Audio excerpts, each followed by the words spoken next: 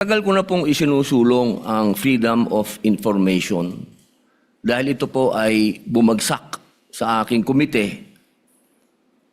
Ito po ay tunay na kailangan natin sapagkat dito po talaga natin mapapatunayan yung sinasabi nating public trust.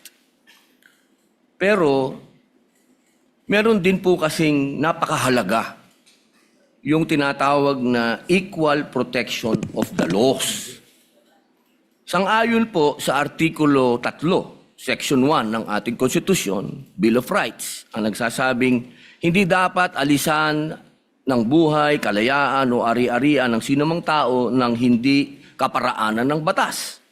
Ni pagkaitan ang sinumang tao ng pantay na pangangalaga ng batas.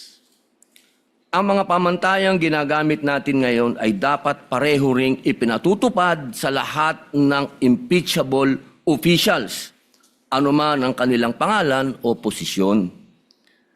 Hindi ko po makakalimutan ang naging pahayag ng dating Senadora Miriam Santiago dito mismo. Siya po ay isang huwes at ginagalang na propesora ng batas. Ang sabi niya, constitutional analysis is a technical field.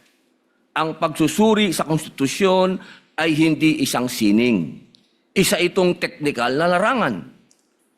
Hindi po dapat ito ini-interpret ng basta-basta o kailangan may due process. Nung una ko pong narinig kanina na ipaliwanag po ng ating Senator Judge Alan Peter Cayetano, tinanong sa prosecution kung ganito rin ba ang ginawa nila noong may impeachment kay Presidente Bongbong Marcos. Napakalinaw po na ang sagot nila ay hindi naman sila nagtanong. Hindi sila nagsaliksik kung paanong ginagawa nila ngayon sa pangalawang Pangulo.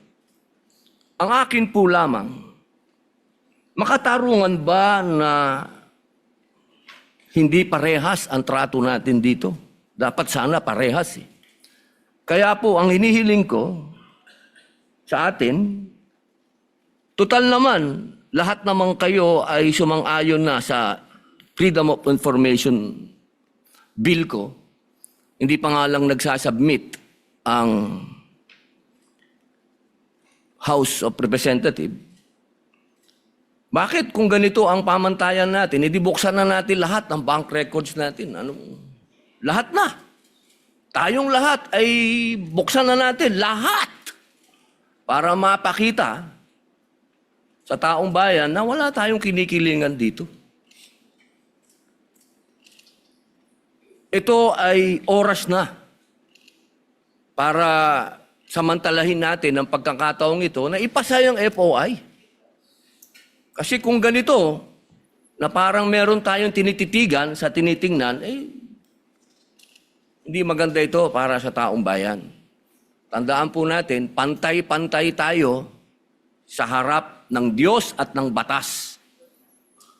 At hinihingi ko po sa inyo na ilagay sa record ang aking pagtutol sa ruling na ito. Maraming salamat.